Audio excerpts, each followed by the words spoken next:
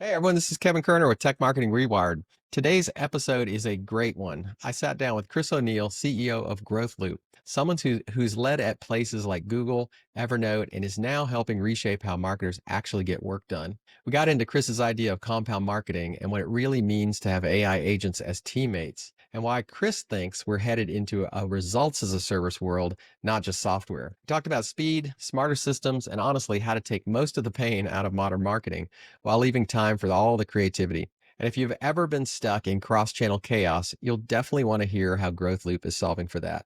Let's get into it. This is Tech Marketing Rewired.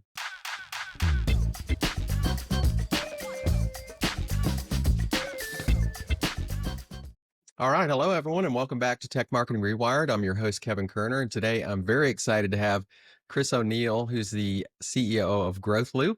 For those of you that don't know Chris, he has a really incredible career up to this point. He's been managing director at Google Canada and Google X. He served as the CEO and chairman of Evernote and Glean. I loved Evernote, by the way. I love it. Thank you. It was one of my first note-taking tools, and is currently a board member at Gap. So, Chris, I am super excited to have you here on the podcast. Yeah, it's great to be with you. Yeah. It's going to really be amazing to talk about this new category of agentic marketing and what you're building at Growthloop. One fun fact that I'm not sure everyone knows is that Mookie Betts is on your board, which is amazing to me. He is. He is. He's an amazing, obviously, athlete and human. Very curious, and really wants to learn more about business. And we're fortunate to have. Yeah, that's great. I think having that different perspective. Now I'm a Guardians fan, and the Dodgers just killed the Guardians. So in this last series, so tell him that to take it easy on us this year, which I'm sure he won't. He will not. They are No, he very will good. not. They're very competitive. Mhm. Okay, so there are a lot of things I want to dig into, but let's start with just this amazing transformation that's going on right now and the impact for leaders. You've seen all this waves of innovation across some really impressive companies, and you have amazing co-founder in David, and then Tamim, the CTO, who's doing some incredible work. I'm curious from your perspective, what feels fundamentally different about building a company right now from a CEO perspective? Yeah, well, I've been around long enough to have been through lots of different, pretty big disruptions or changes. From the shift to mobile, obviously, the advent of the cloud, and this one certainly has elements of disruption like that in terms of how it means the interaction between consumers or customers and how they consume information. That's all true. The big shift here is really on the supply side. In other words, it's how we create, in this case, marketing, but really how we go about the work of work. AI is fundamentally changing that. So it's really I think the biggest thing that's happened in my lifetime, and then the pace of with which it's happening is unprecedented. I mean, it literally feels like every week there's a new model, a new protocol, and it's unlocking a whole host of use cases we could never even imagine. So it's just so incredible. And I know there's a lot of hype, and I do think that it is well deserved. And in many ways, we'll see the impact is probably greater than we can imagine right now, Yeah, in big it ways really and is small ways. incredible. Um, Yeah. MCP, Microsoft's new NL Web announcement. It's just really happening so fast, and the models are getting so much faster, so quicker. Well, now clicking into the growth loop thing, what was the catalyst that led you to become interested in this more operational role inside of growth loop? Yeah, I've been inside companies. I've been an investor. I've dealt with every tool over the years. And the sad reality is marketing's just too slow, too manual. It doesn't really allow to scale up to the opportunity potential to deliver like delightful experiences consistently to consumers. That's always bothered me. It's bothered me for over 2 decades. I mean, going back to my time at Google, we were obviously solving a part of that. But the large and sad reality is most experiences that customers have are very impersonal. They're very suboptimal. And that doesn't need to be that way. So this is about really how can you use technology to serve up fundamentally different loyalty experiences, lifecycle interactions with customers. And that's really what it's about, is how do you apply agentic AI in this case on top of what's called first party data, right, to basically drive growth faster and more relevant for consumers. And we'll talk about this concept of compound marketing, because really the missing gap is not only that you're driving gains, but you're doing so faster, right? So this concept of compounding is one I'm personally obsessed with, and I'm happy to dive into it a little bit more with you. Yeah, I would love to. Yeah, it's the one of the reasons I have not as much hair anymore is because how hard marketing marketing has been for the last 30 You and years. me both. Yeah, so I'm very excited about where you're headed because it won't grow back, but maybe it'll make things easier. um, Let's hope. yeah, yeah. So you've been using, you mentioned this term compound marketing, and I've seen the demo, and I can't seem to sort of shake how impactful this could be. Let's click into that a bit and explain from your perspective what this new category of compound marketing is and how it's different than today's marketing. Let me zoom out for just a second. I just have a Okay. fundamental belief that all great companies, create categories, right? And it's not just about saying, "Hey, we're like this person, but or this company, but we're better, different." It has to be about difference. It's to say, like, we're fundamentally approaching the world in a different way. You think of all great companies, companies like Qualtrics or Google, Evernote in its day, right? Set out to create a new category. It's just fundamentally different. We're solving a different problem in a different way. So that's the framing abroad. And that really has to do with how you drive growth and how you talk about benefits. When we looked across the market, and it's super crowded, as we know, tens of thousands of different tools and companies chasing this in this broader marketing technology landscape. So you have to cut through the noise. So it starts with that. The other thing I'll add is I've been obsessed with compound interest in investing since a very young age. I remember parents. I told this story recently, and I grew up in a very small town in the snow belt of Canada, and I was given this book called The Wealthy Barber, and it talks about this metaphorical wealthy barber named Sam who basically lived a very simple life, but followed a formula that really involved compound interest and doing small things over time to build some substantial wealth, right? Not just in a quick way, but overnight, slowly and surely. And that's the power of compounding, the eighth wonder of the world. So it got us to thinking, how do you apply that concept that's very familiar in investing to marketing? So the difference between, a 1% gain every month versus a 2% gain every week isn't just a little bit. It's actually 13, 14, 15x, right? So we're here to basically help marketers apply AI to their data to move quickly, more quickly through the entire cycle, right? From figuring out, I have an idea that's going to move churn or reduce churn or perhaps boost lifetime value. How do you take it from that idea to actual impact? We're about compressing that impact, so idea to impact cycle through marketing. Who do we talk to? What do we talk to them about? When do we talk to them? And then how do we measure it all? And then lather, rinse, and repeat by basically figuring out what worked against our objective function of lifetime value or reducing churn or whatever it happens to be, and just continuously doing that. And that's the name of our company, Growthloop. But it really is leveraging the power of compounding, which again, I mentioned is considered the eighth wonder of the world.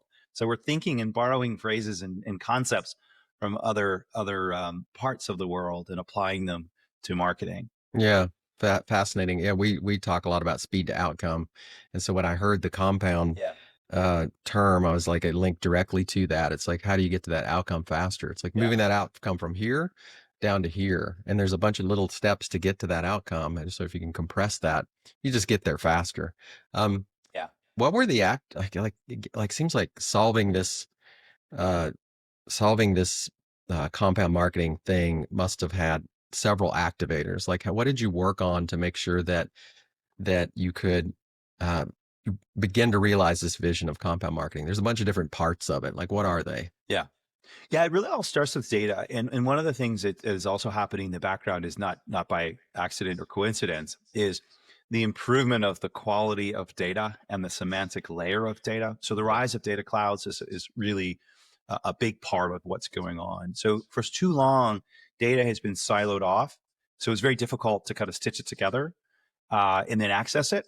So the democratization of data through the rise of things like Snowflake and Databricks and Google BigQuery and AWS, et cetera, that's a really big part of it. So it really starts there. It has to be, the quality of your data and your data strategy and the guardrails you put around it is where it has to start. AI is not very useful. Machine learning, not very useful if you're doing so with poor data. So it starts there. And then we started to experiment with not just removing friction from very manual processes, we're sort of automating the end-to-end marketing cycle. So that has to do with self-serving for marketers, right? Historically, it means I have an idea, I got to go talk to a data team to write some SQL and pull a query, and then you bounce back and forth to see, is this too big, too small? Do we have the right audience as a starting point to at least have the conversation, make an offer that would help boost loyalty or whatever it happens to be. Now, first step was to remove and automate the entire end-to-end process, so that we've done that, and that's really well received, and that's where we got our start. Now it's about infusing AI at every one of those steps and having a supervising agent to basically make sure that these swarms of agents are actually working together in unison, consistent with the guardrails, consistent with governance practices, so it doesn't return garbage. So essentially, we have this mindset of an end-to-end process we're trying to automate, and now AI allows us to do each step of the way better in some meaningful way. And then in the fullness of time, we see, with humans in the loop, an end-to-end process. So that's really what this is about. And we're really delighted with the early results. I want to be equally clear, though, like, we have a long way to go. These models are incredible, and they're advancing at an unprecedented rate. The slope of the improvements is astoundingly great. And there's way more work to do to basically boost the quality of each one of the steps, whether it's the audience agent we have, or our journeys agent, or there's literally a dozen plus of them that we're experimenting with right now. And we're not gonna rest until the quality continues to exceed anything even imaginable, with humans doing the same task. Yeah, the real unlock for me is the fact that, you know, the agents working together and not being singular agents that are they are working on their point functions, but the fact that they're able to talk together, work together, is really an unlock for me. Getting siloed marketing data between channels and analyzing it is one of the biggest pains. It's the biggest pain in the butt ever. Like, you're in Google, you're in social, you're in some other channels. You get That's those data typically separately, and then you have to analyze it yourself. Or if you're, maybe you're smart enough to put it into some sort of LLM and have it combine it, but you're doing that pretty much manually. And you're saying what you figured correct. out is a way to um, have those channels analyzed in a consolidated fashion using these agents.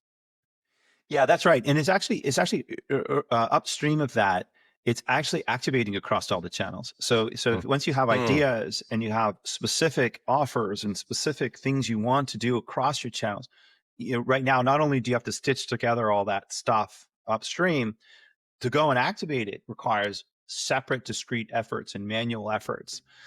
We have abstracted that away, where you have a single place to activate and then a single place to pull back and read back into the data cloud the results. These are the little things that get in the way, right? So it's about automating the workflow, and this is the work of the work, and why I think this is so powerful. So this application layer, AI application layer things are so powerful, because the real world is messy, right? And the insight and the task specific algorithms, the step-by-step algorithms that stitch together are going to create and are creating real value right now. So it's not just like any one of the steps require manual stitching together. It's kind of all of them. Yeah. So that's where these agents come into play. And really, I think of them as like the glue guy or gal on a team. Mhm. They're really doing the work to stitch and pull things together. So it's like having 1,000 different interns going off and doing things, again, with supervision and bringing it back in the loop at the right time. But really, that's what it's about, is abstracting away modern day TPS reports for those office Yes, space that's fans, right. right? It's like there's so much mundane, soul sucking work that really can go away. That's where agents will shine. And that will allow humans to unleash their creativity, their potential, by basically focusing on the things that humans can uniquely do. So, yes, jobs will be fundamentally transformed. Some jobs will go away, but many others will be recreated in a much more hopefully satisfying and way that's simpatico with the human, condition and what humans are great at. So that's how I see this unfolding. And of course, no one fully knows, but Yeah. I do see the opportunity for humans to interact with literally thousands of these agents in a very simpatico way, in a symbiotic way, to really deliver real results that you Yeah. can quantify. Yeah, I totally agree. It's the 80%, it's the 80/20 rule. Like 80% of the work is just mundane work. And as someone that's been doing this for, 30 years, there's just a lot of work that is that that seems like it should be able to be done by the agents. It'd be interesting to see if there's a new version of Office Space out there that will be for the AI age. Some other Well, the DPS agents are report. hard at work at it already, Kevin. So That's don't right. worry. That's right. Did you see Someone, VO3 last week? I yes, I mean, did. how mind blowingly cool is that? I mean, holy cow! I can't wait. Crazy. Yeah, I was Yeah. playing it with my kids and they were going nuts. And I have one kid that's in more art school and she did not like it at all. She was like, "No, this is not good." Although I agree Well, with you. I do think that I do think that I mean I've been through these technology transformations before and yeah, there's more work to be done as a marketer. There's it and the work that you'll be able to do that you'll need to do will be a different category of work. yeah. It'll give you more Yeah. time to be thinking about the things that need to be done and sort of running at a whole different level with these assistants. Yeah, I think it's going to unlock more creativity. I might be in the minority here, but I actually think if you have more tools in the hands of creators, designers, I think it's going to unlock creativity. So the mundane goes away, and then it unlocks more time and energy. It's going to be massive, massive change amount of change for people to absorb. Let's be clear, but I'm of the conviction and the belief that it's going to unlock creativity, and Yeah. we're just at, on the verge of seeing that, Yeah. but it will be bumpy for sure. Yes, I agree. I have one quick question. I'm just curious about from the CDP side of things. Is your is your do you see an opportunity for the agents to create data, new fields inside of the CDP, or Mhm. begin their own? Or are you doing that now? We're experimenting. The way we're experimenting with that is like synthetic data, right? So what we'll do is we'll create a synthetic profile human. And it's remarkable how well and robust you can make a synthetic profile. And then you simulate the interactions with that. So why does that matter to a marketing? Like is it the same as a human? No, it's not, but it's really, it actually allows you to draw conclusions with a simulated behavior, which is generally, we're finding, remarkably powerful and accurate. Um, you don't have to go spend a bunch of money on marketing to test a hypothesis using A/B testing in this case, right? You can do a lot of that in a laboratory. Yeah. We're leaning into doing that. It's one of the most exciting things we're doing, frankly, is just like this simulation of human behavior without having to go through all the steps and spend lots of time, energy, and money to figure out what the response was. You can simulate it beforehand, which is super exciting. That is absolutely amazing. I talked to a company yesterday that was a research. They had a long history in consumer research, and they were talking about doing that same thing. Like Yeah. they were using their research data, history, decades of research data, and putting it into an LLM, and then creating these personas. It was Yeah. data that they had. And I thought it was super interesting. So the fact that you could talk to your persona, or at least learn from your persona, using synthetic data is pretty wild. Well, let me tell you a fun story about how we created our category, Kevin. We did a version of this. It wasn't quite as extensive as creating, thousands and thousands and thousands of different consumer personas. But what we did, we said, who are our target personas? We're talking to CMOs, we're talking to CTOs or CTDOs, depending on the thing. And we basically said, okay, great. We fed it a bunch of information using the same technology underlying Google's Notebook LLM, and we basically simulated conversations back and forth to say, hey, this is our positioning. This is how this is what we do. And does this resonate with, like, we simulated a podcast, right? So what we're doing, and it helped us refine it. I'll tell you, we actually narrowed our category names down to two things. We said it was agentic marketing or compound marketing. We made the decision to do compound marketing for many of the reasons I've already discussed, so I won't repeat them. And also because it resonated with people. These simulated personas that we went into LinkedIn Navigator and said, here are some actual personas. Here is some actual content that we're thinking of talking, and we simulated these conversations.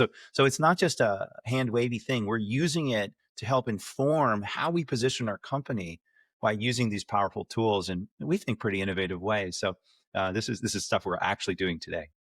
Mate, that's a great use case. So I want to dig into a bit of the skills, this new stack and the new skill sets that are needed Yeah, now. I love the idea. I hadn't thought of it before until I watched one of your keynotes about agents as team members, like actually yeah, seeing the agents as, a worker on behalf of you doing things. It's kind of a really cool way to yeah. sort of get your mindset around it. What kind of skill set shift do you think the next generation of marketers will need to adopt to harness these new call them agentic teammates? Yeah, many of the skills are actually the same. To be clear, I'll start there, and then I'll talk about what's different. The same is like, look, I see a world where individual contributors are going to need the managerial skills that great managers have today. Well, what does that look like? Well, you need to be able to set really good goals, right? You need to give really effective feedback, and you need to figure out how and when to delegate. Those are classic managerial skills. In this case, it's just going to be using an agent, right? Hmm. So agents are remarkably good at following instructions. So you got to set a really clear goal. They're really good at responding to sub prompts or subsequent feedback. And then the last part is like figuring out when the human should uniquely be in the loop, or when the agent can be set free. Like that is a classic management that even individual contributors are going to need, because I believe everyone in a company is going to interact with agents. So that's where I'd say there's a lot more in common than not. And this concept of it as a team member, I'm a big believer. I love this term glue guy or gal. Right? These are the people that just elevate everyone's performance, and that's what I believe agents are. Right? They're basically going to allow you to focus on the things where you uniquely add value, and it's going to rise the overall performance and elevate the performance of everyone. What does that mean? Well, it means a different mindset. These are not here to take your job. It's here to elevate and augment. So I'd say that. The other thing I would say is you got to think about velocity, right? Like the real advantage here is the ability to compound and go faster, as we described. So really not trying to find perfection off the bat. It's about, gosh, you can launch so many more experiments. So it doesn't mean you just do it for its own sake, but you basically have the ability to not let perfection be the enemy of done or good enough, because with these iterative loops with agents doing most of the work for you, you can get through it quicker. So you have to have this mindset that velocity matters more, and velocity is a function of both speed and direction. It's speed times direction. If you think about physics, it's not just doing stuff for its own sake. It's about being intentional about the direction you're taking, and then really using these agents to think about more faster. And then I guess more generally, I'm a big fan of slope over intercept in terms of people's capabilities. What I mean by that is the ability to learn and understand and apply insights to the next task you're going to go after, or the next set of challenges you take on. And I have a high school aged daughter, and I just started college age son. And what I'm really encouraging them to do, and it's remarkable to see how they use these tools. It's amazing to me. Yes. Is really become a ninja at Yep. using these tools. Be so good that people can't ignore you. Like, this is like a superpower. The younger generations that are using this stuff natively, I mean, I watch how he studies. I watch how he like basically creates these flashcards, like instantly compresses hours of lectures into minutes of like super summary note. Like, it's amazing, and we're just scratching the surface. So I would say lean into these tools, become a master at using them, because we have only just started to see what an operating system that's rooted in these LLM models, with deep personalization and deep context, will have. It's mind blowing to me at this stage, and we're just early in it. Yeah, I have four college age kids right now, and I think they're moving faster into this experimentation into this stuff than the colleges are.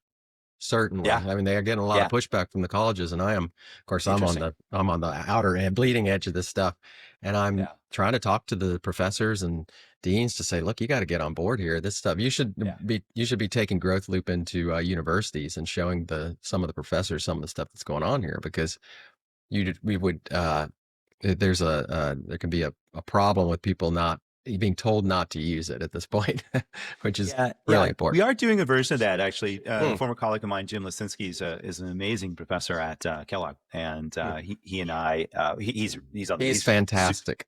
He yeah, is isn't he great? fantastic. Yeah. Yes. Yeah, So we're working with Jim on a couple different fronts, that's and great. yeah, like students need to feel comfortable with these things. Like, it really is. I think it's going to be, again, as I said, it's going to be like a superpower for them. So it just their world is going to be so much different than I think what we can even imagine right now. And I'm a very optimistic person on all this, Yeah, I knowing think though that one of the things one of some the bumps. things you've oh, I'm sorry, Chris. No, no, all good. One of the things that I think you guys have solved for that is really interesting from a skill set perspective is you've tried to make the UI very easy and intuitive. Like when I saw the demo, I was like, okay, the problem with getting, and I have a team that is, really good at using these tools, but they're, if they use a tool and it doesn't work when they first use it, they'll just drop it.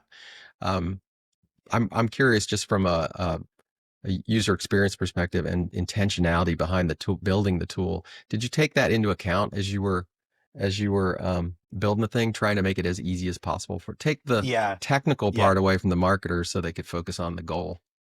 Yeah, it's very intentional, to be clear, and I'll comment more generally in terms of the importance of design, because I do think it becomes more important. But yeah, absolutely. Like this was designed for marketers. Like we say, it's designed for marketers, loved by data teams. The data teams love it because it removes a lot of the low value added work of going back and forth with SQL. So the first iteration of this was very intentional to design a beautiful UI that marketers could just intuitively understand from the beginning. And that is how actually we won businesses. Like literally when we're doing demos and proof of concept with people, like you could almost see the marketers. It's so fun. They're like, wait, is that it? Like what? Am I being punked right Did now? I Like just what? do that? Did I just literally create an audience in like 3 seconds with AI? Like they're like, there's this big smile comes across their face. That's awesome. So absolutely it is. And again, I just on the comment of design, I actually think chat's not a great. It's a suboptimal interface. It's the best we've got, so we're using it. But it requires too much cognitive load on the user itself. You have to prompt, and it's like, so I see a world where these agents, sort of these thousands of agents, like these thousands of interns you have, will fade into the background. And I think agentic AI is the spark, but it will be designed that really brings the true power in the form that we haven't even imagined yet. So I think that is an elevating, again, back to the point, like design becomes more important, creativity becomes more important, to really figure out how we harness the technology and allow it to fade into the background so we can really focus on the business outcomes and delivering creativity in service of customers. That's really how I see it happening. But yes, that is a differentiator for us, that people really do enjoy using our platform. Yeah, that's an incredible vision. I mean, if you can pull that off, it's pretty amazing. A couple other thoughts here as we're wrapping things up. Um, you've mentioned, I've heard you mention the term results as a service, and Yeah, I love the idea that there's a chain. There's not only you're building a category here, which is hard to do, but you're kind of building a different go to market.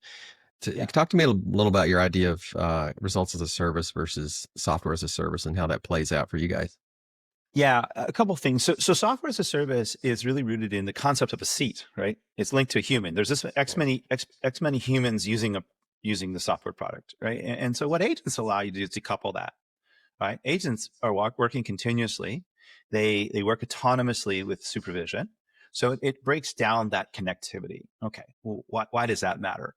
Well, it allows amazing things to be possible. It allows for almost unlimited scalability, right? There's like all these different things which humans just can't get to, that working 24/7 and having like the ability to span like the capabilities is really limited by the compute, which is not human limited. Okay. And then that also allows you to think differently about the pricing model, the business model more generally. It's not we're charging you per seat. You can start to do things like tasks, or you can even better do the actual outcomes. You're selling work. You can basically say, look, we can quantifiably prove that there's a different outcome here, right? Maybe we move churn, or maybe we improve lifetime value. So it's going to create new ways, fundamental new ways for business value to be exchanged and charged for. You're seeing it with Sierra, Brett Taylor's company, which is doing customer service interactions, right? They're not charging per seat. They're basically investing heavily up front. And they're saying, look, we'll charge for a resolved customer service case, right? That's their pricing model. So I think that that's one of the more exciting things with agents, right? We have these agent swarms and the protocols that allow them. We have the 80/20 you're talking about before. We're going to basically, humans are going to work on the 20% that actually is unique to them, and 80% of the other work will go to agents.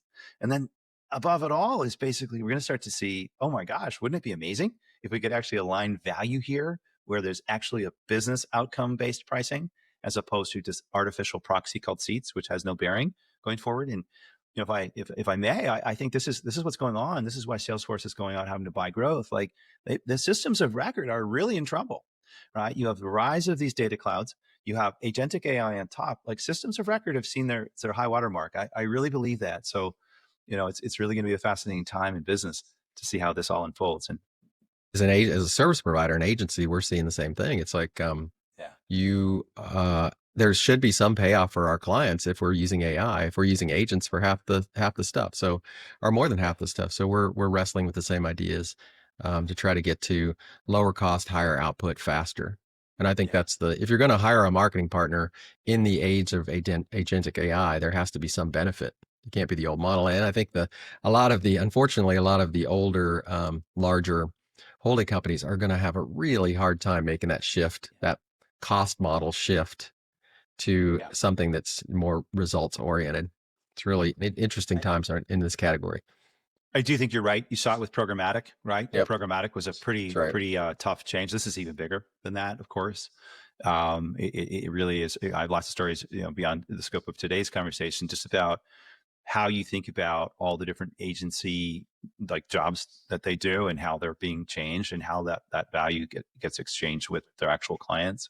But this is not just advertising. This is an audit. This is an accounting. It's again, back to our earlier conversation. It's every corner of companies, from the supply chain all the way through to customer facing, pre and post sale. So it's really a big deal, and that's going to be the biggest and longest pull, I believe, is change management.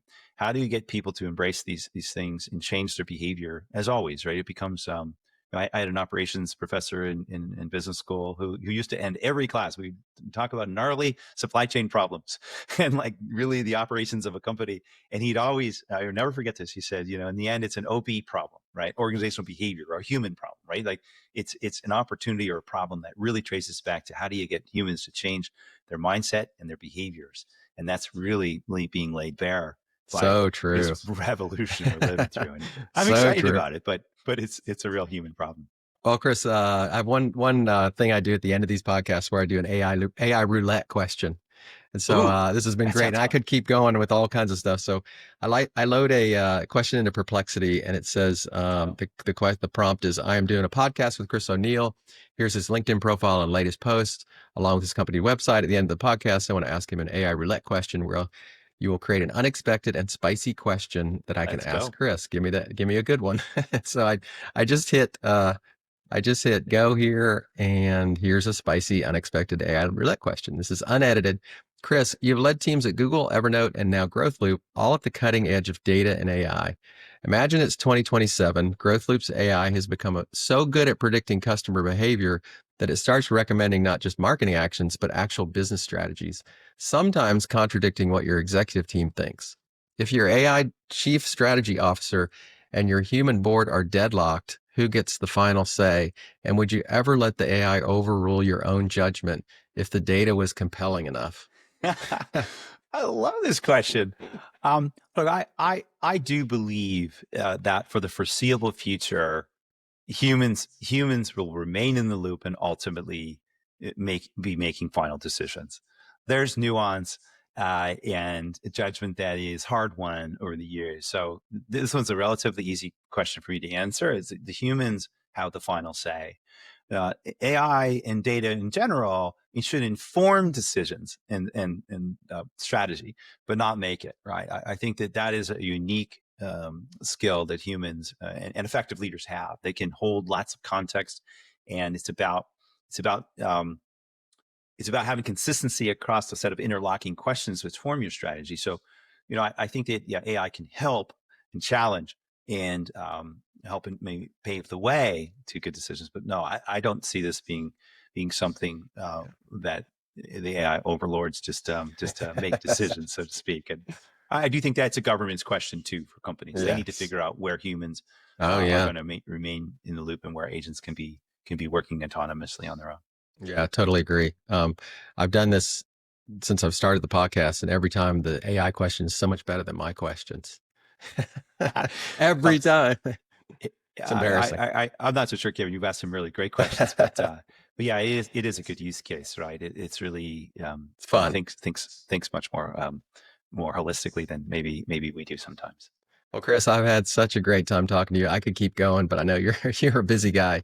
Um, I've watched I will put a plug in if you haven't seen the Scott Brinker Martech Day presentation. It's a demo, so you really get a good feel for like the actual product and the UI, which is, I think that's why I asked the UI question. It really struck me how YouTube Studio / Google it is. It's so easy to go through. But Thank you. if people want to get started with this or want to get a little more information or just want to connect with you, what's the best way to get started? You can check out our website, or you can find me in the socials. I try to maintain a good presence on LinkedIn. Is where I spend most of my time interacting with folks. So if people want to check out there, I'd be happy to interact with folks there. And Kevin, thank you for this conversation and for what you're doing for the community. It's an important thing you're doing at a really, obviously, a really interesting time in the world of business and marketing. So thank you. No doubt. Well, thank you so much, Chris, and best of luck to you. And hopefully we'll talk again soon. And same to you.